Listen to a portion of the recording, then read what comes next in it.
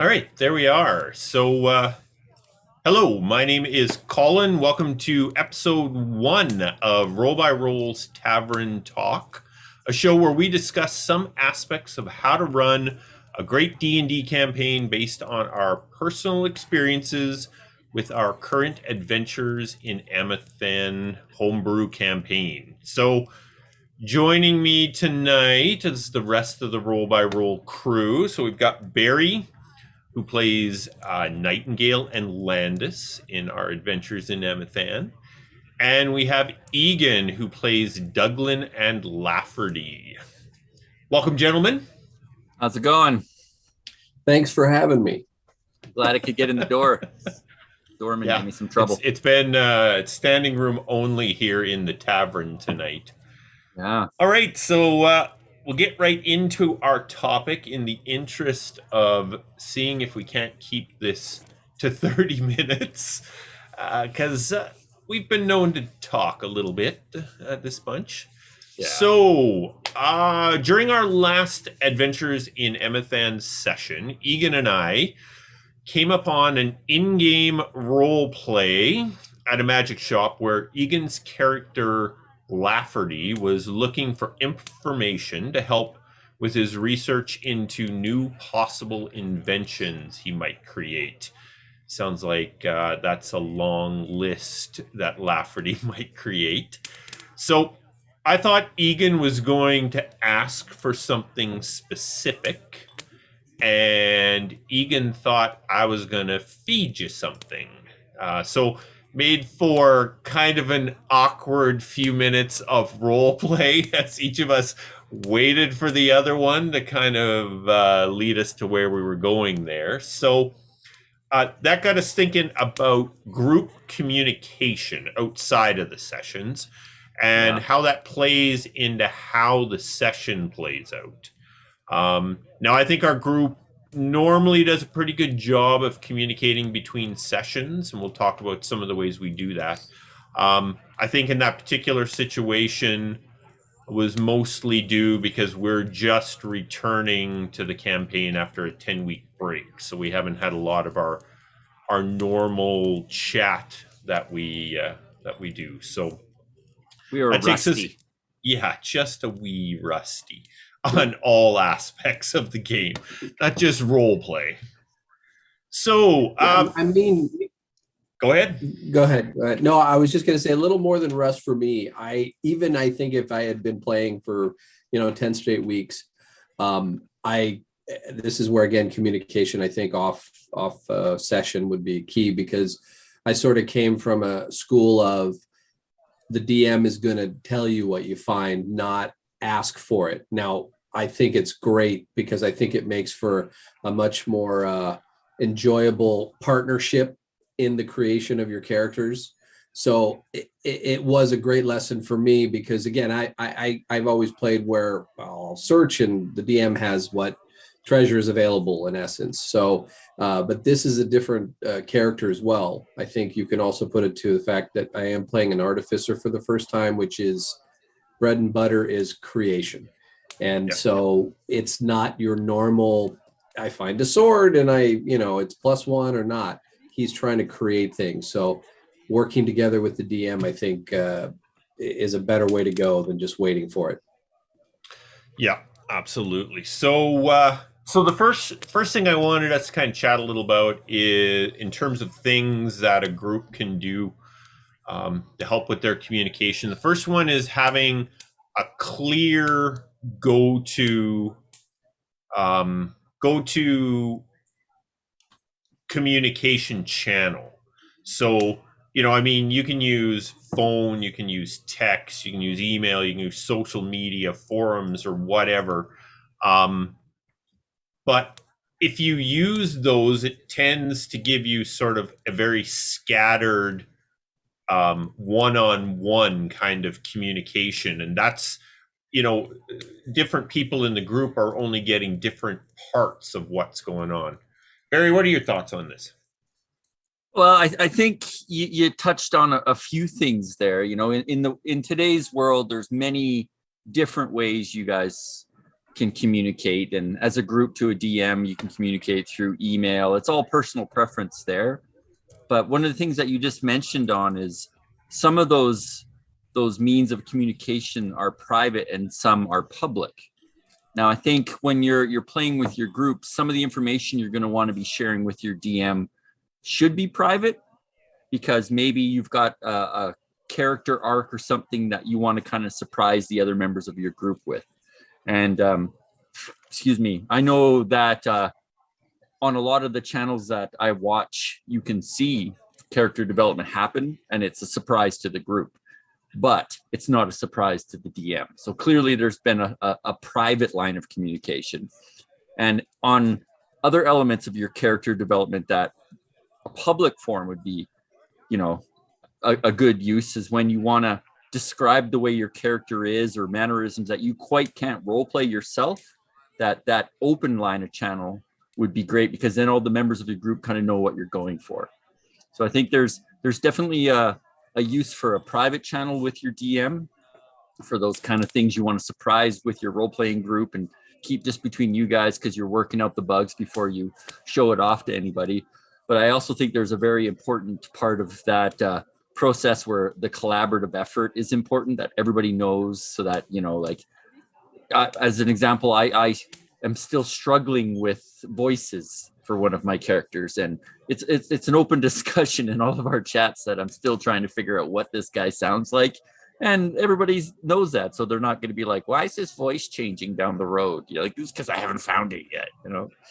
So I think there's a use for both. Yep, I would agree. You know, so now as a group, we use Discord. We have a private Discord server. We've got channels dedicated to the various topics we might need to discuss. And, you know, including one of the interesting things we've used is a in-character discussion channel where we can kind of extend the sessions and build story and connection between the characters. Egan, what are your thoughts on that? Do you like that? That work for you? Yeah, absolutely. I do. Yeah. Egan was actually, this is something that we do, and Colin, you may or may not actually know, me and Egan do this, is we actually use the Fantasy Ground Whisper for in-game chat, where, you know, my character is supposed to be, you know, the face of the party, say in this scenario, and I'm up there talking, and Egan wants to remind me metagame to ask a question.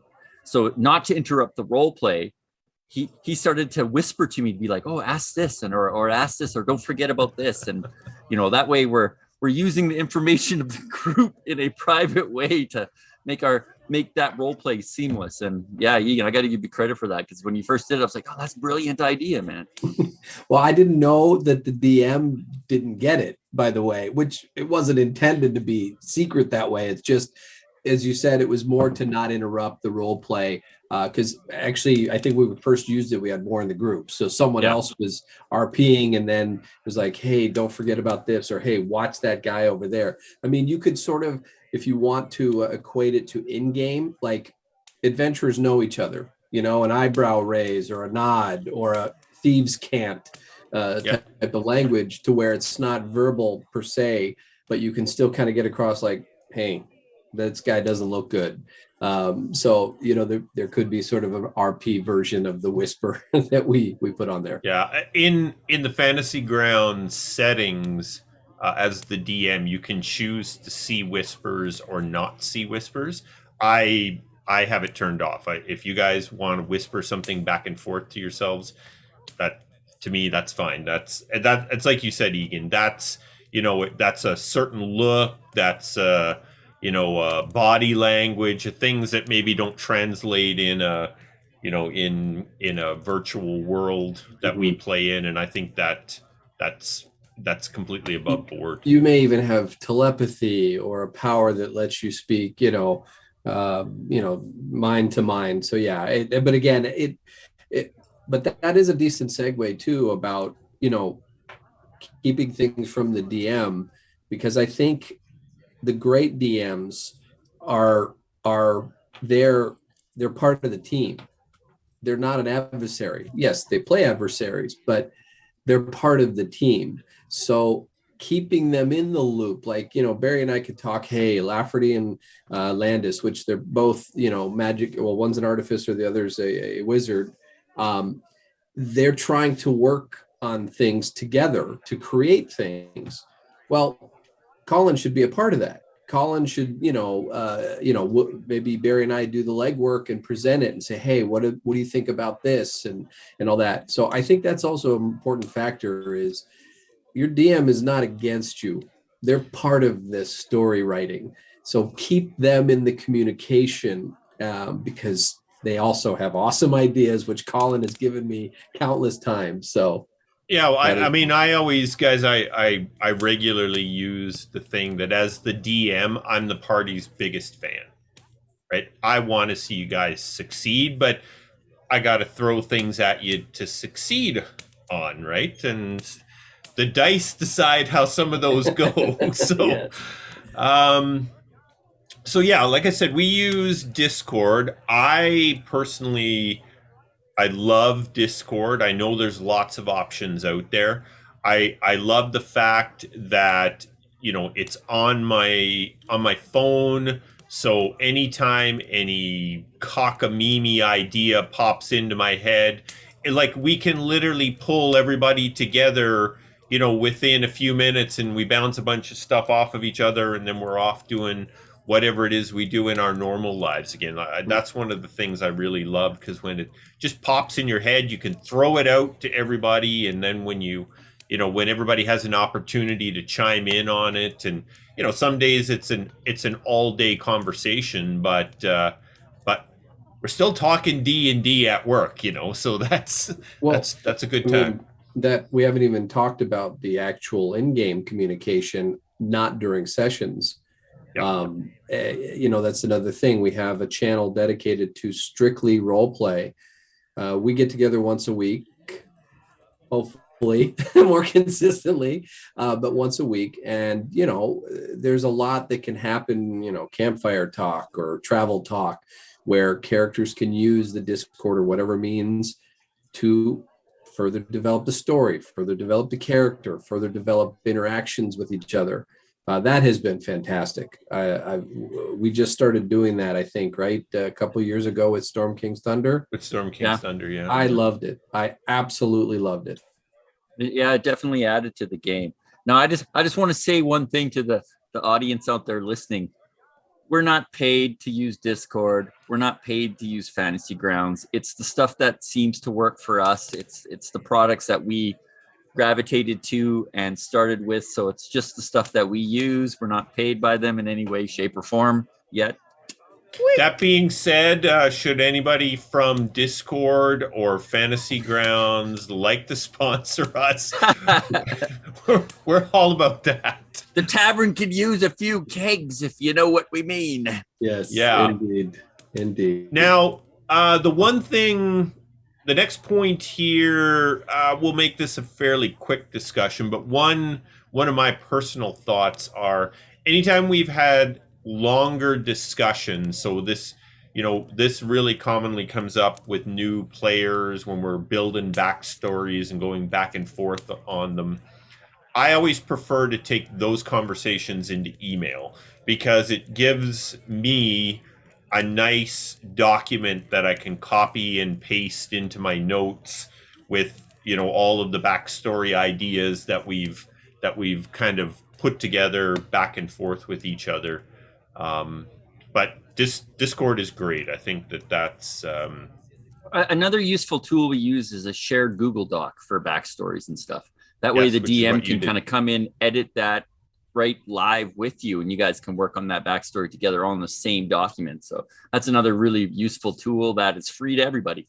As long as you got access to Google, you can use Google Docs. Yeah. Share it with your party. Clearly another possible sponsorship there, boys. So good job. Google. There we go. Yeah. Let's all right. Next Apple iPhone to text. Let's see. Yeah, we'll just keep going here. Yep.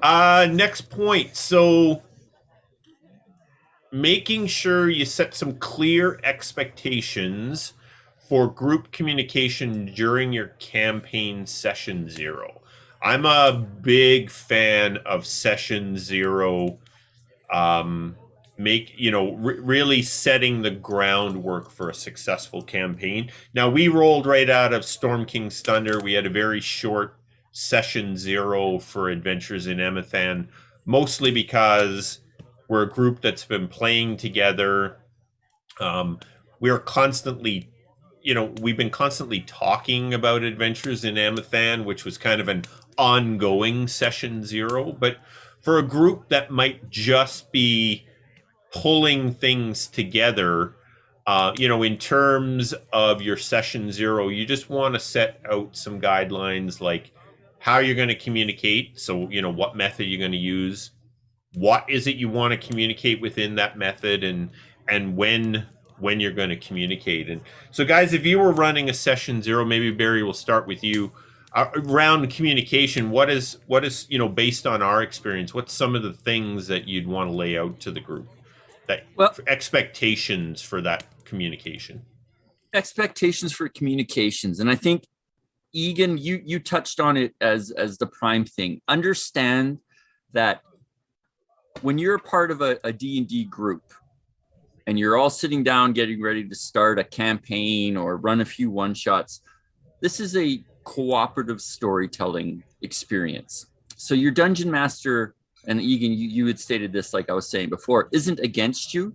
He is just running the world. This guy isn't plotting to get you, kill you, anything like that, hopefully. So this is where that, hopefully, yeah, this is where, with that understanding, there should be this free and almost collaborative sharing of information. And that should be made very clear at the session 0, that if you want a storyline with your character, I want to work to make sure that it's A, fun for you, B, fun for me as the DM, and fun for everybody else at the table. And that's going to be a collaborative effort. So, you need to have those lines of communications open very quickly, and to make sure that, there are defined, like if you've got things you want to keep from the party, use this channel or this way to communicate with your DM. If you want stuff that you want to talk with the group about, well, then here's a group one.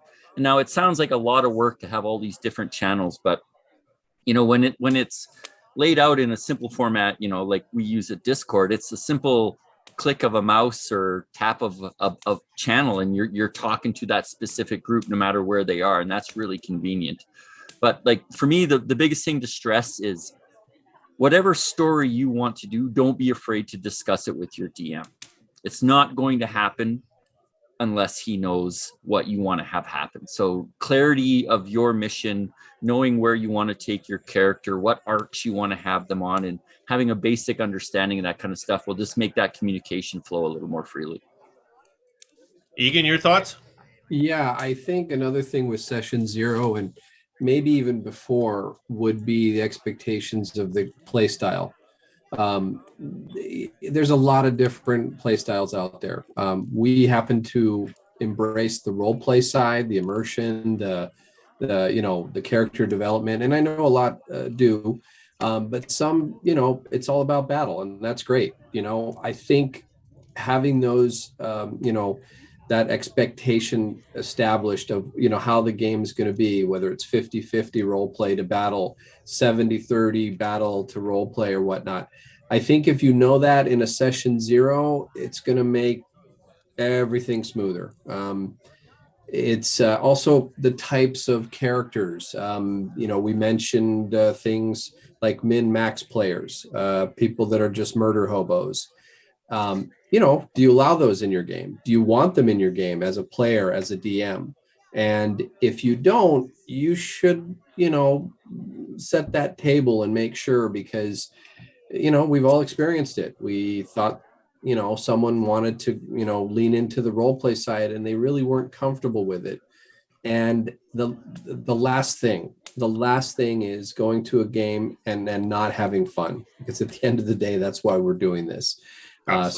Setting up expectations for play style, gameplay, all that, I think is a huge part of whether it's a session 0 or even before that, I think is important. I got a question for you, Colin, as the DM. what's a way that a DM could approach shy players to get them to open up about what they want out of a character, or to kind of figure out that play style, like Egan said, on like, are they a character that wants to fight all the time and isn't really interested in role play? Like, how do these lines of communication help a DM to tailor that game to the players?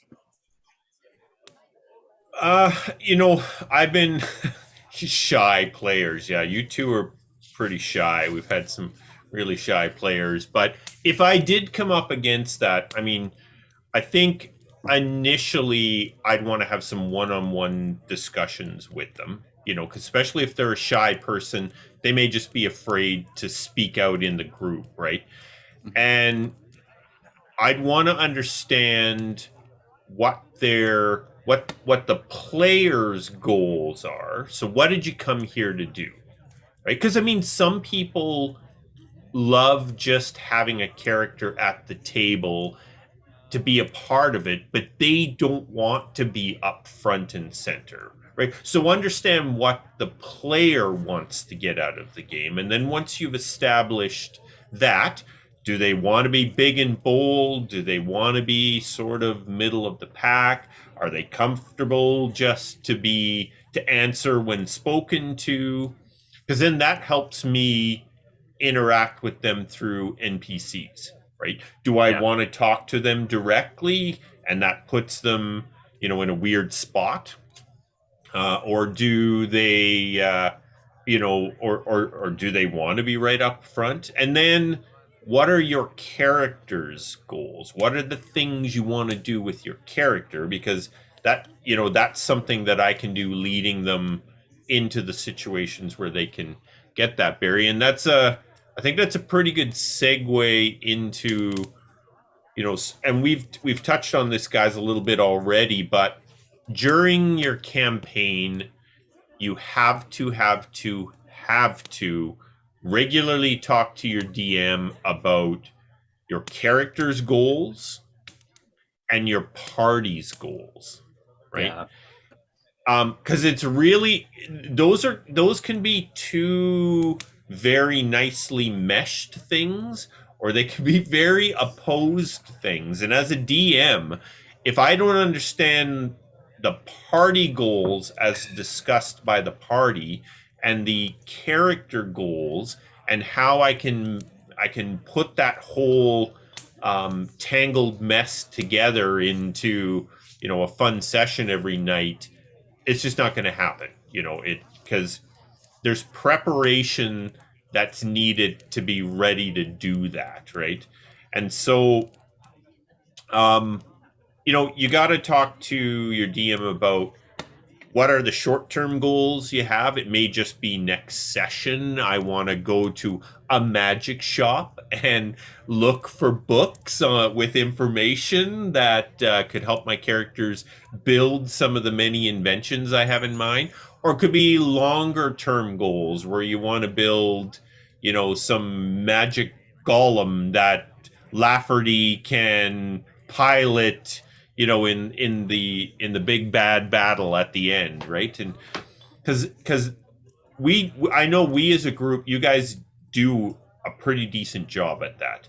And if I don't feel I'm getting what I need in that situation, I just ask you guys, Yeah. send Yeah. send me the top 3 goals for your character right now, so I can make sure that I'm moving the campaign forward in the right direction, right? Well, it also helps you create story, not so much, oh, I'm going to give you that. Oh, I want to, you know, like you said, I want a robot that I can control. Well, you're not going to just hand me a robot, but you're going to be like, maybe I can create something that leads to a book that he can discover. So Yeah. I assume that also helps you create story and whatnot. uh, yeah, I mean, it's actually um I a couple of times when we've really, in the campaign, when we've come to a spot where there's a lot of forks in the road, you guys know I just come right out and say, listen, what are you doing next session? Because I can't prepare all of this stuff. So I just need to know what direction you're going in, right? Because I could spend hours prepping, let's say there's 5 potential ways you could go. And with the time I have, only prep 3 of them. Guess what's going to happen? We're going to go to the other 2. You're going to go to the other 2. You're guaranteed. Right? Now, I have a feeling a lot of people who are going to listen to this are going to feel like we're telling them to peek behind the DM shield. Like by telling the DM all this stuff, they're going to know exactly what's going to happen and it's going to become boring. But that's not the case. Like with a good DM and a group who's open, the world becomes the world that you're really wanting it to be. Like I have a character right now. I'm moving into my third class. And, I talked with Colin about it and we brainstormed about it. And I'm really excited now that I get to move into that next class because of how it's going to interact with our story as a group, which Egan doesn't know about, but I don't want him to know about it. So it was a private conversation, right? Like it's going to be exciting. And the reactions you'll see from Egan with what will happen will be real. And that's a really cool element that these lines of communication provide. So, like, don't think that because you're telling the DM all of this stuff, like, oh, I want to go here and here, it's gonna happen cookie cutter like you say it. It's more to steal your analogy, Colin. It's more Lego blocks in which the DM will build something that you won't even understand until you're in the thick of it, and then you're like, oh my god, all this stuff's happening that I want. And is it coincidence? Like, oh my goodness, like it just becomes so exciting when you have those lines of communication open and that those goals, wants, and needs are all flowing amongst the group, and the game just flows so much better. Another example of that is in regards to the communication is Colin and I basically created a new subclass of a paladin. None of them, out of the box fit quite right with who Douglin was as a paladin. And so we together kind of created one. I don't think I've ever been as giddy making a character in my life. I mean, it was a kid in a candy store. But if you don't communicate that stuff, then those possibilities, I mean, D&D is there for you to create whatever the heck you want. Yes, they give you a set, but man, the fun part is coming up with something new and creative. And that doesn't happen unless you involve the DM and you work together.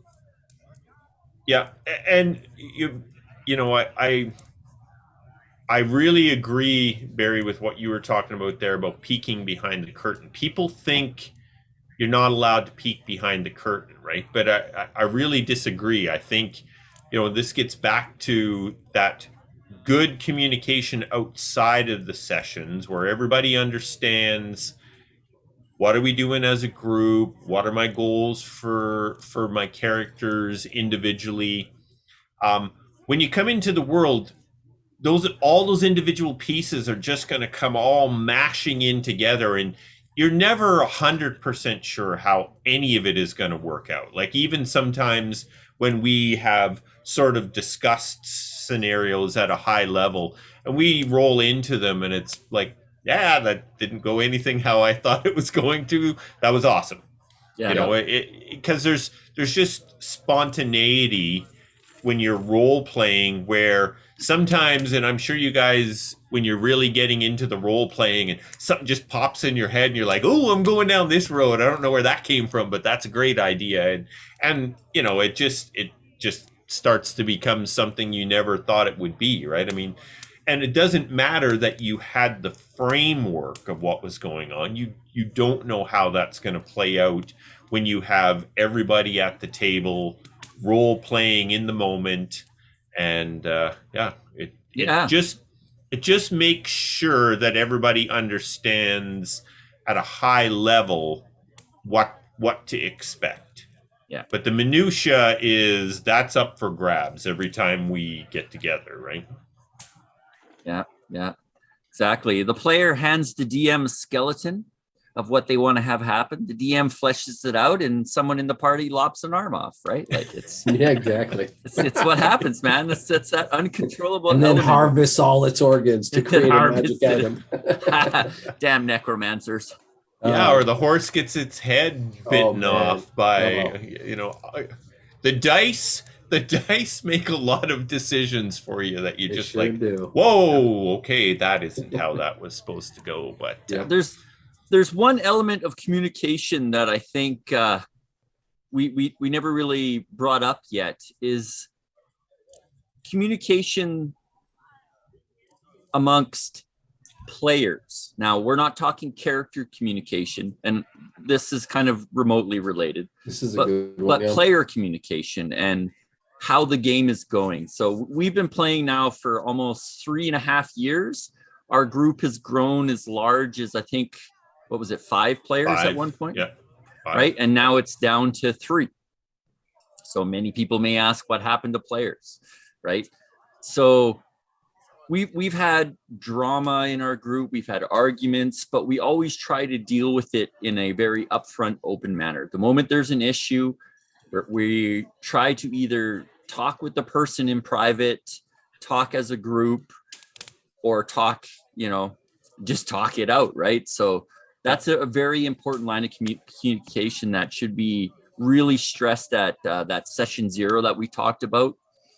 And definitely always in a public environment. There are certain elements, like if a player's got a problem with another player, take that to the DM first. Don't create drama amongst your group. That is unnecessary. But sometimes if a topic is something that all the group needs to discuss, and as a group, I think we're always learning.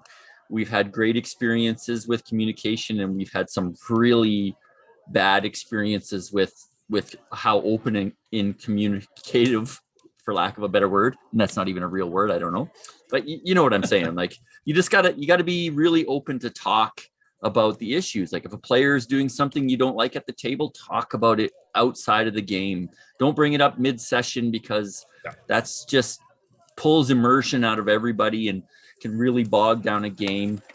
At the end of the session, if you're using these lines of communication, throw it up there and make your stress or your worry open to the group, and you will have such a tighter group. Like us 3 here are probably one of the tightest groups I've ever been a part of, because those lines of communication have always been open. We've always been really honest and quick to express when things are bothering us. And I think because of that, the 3 of us are on the same page. And so when we're looking at bringing in new players, it creates a really unified vision of the people we want to bring to our table.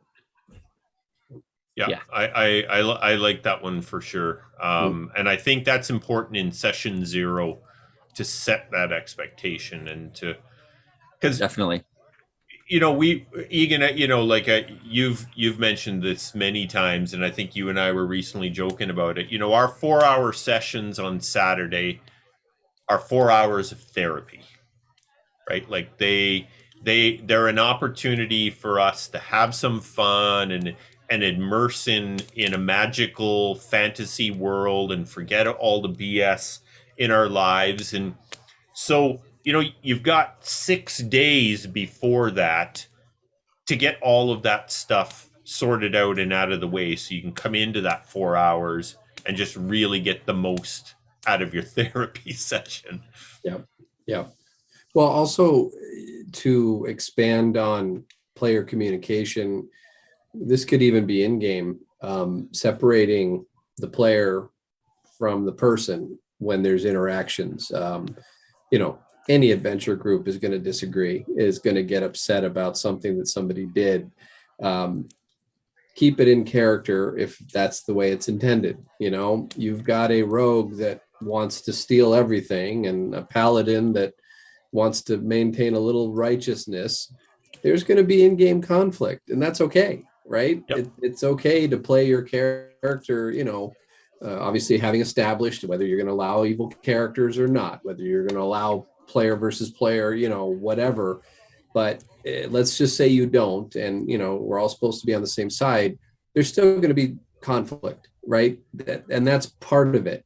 but keeping that within the game. Like if I, Lafferty disagrees with Landis, and I have a crossword with Landis, that's not Egan telling Barry, that's Lafferty telling Landis, because we've seen how that expands and becomes a real life issue. So hopefully you can address that and keep things where they're supposed to. Yeah, absolutely.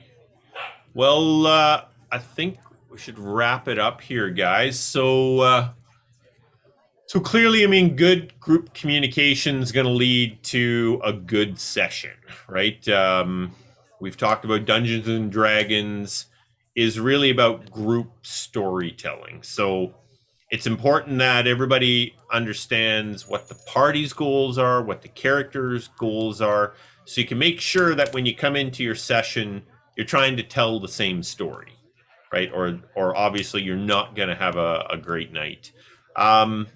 Everyone understands and agrees to the party's goals. That's important. DM understands what the character goals are. If you got all that going into your session, even if it involves a little peeking behind the curtain, it's just gonna end up, you're gonna have a better session overall. I think we'll probably wrap it up there, guys. So that's our first roll by roll tavern talk. Can you believe that's already a half hour has gone by? It's quick. Make sure you check us out on YouTube. Click and like and hammer all the buttons you're supposed to, people. Yeah, so you can join us on most Saturdays, although we're struggling a little bit with scheduling right now because of summer and all the rest. But Saturdays starting at 8 p.m. Mountain Standard Time on Twitch, and then the recordings are posted to our YouTube channel.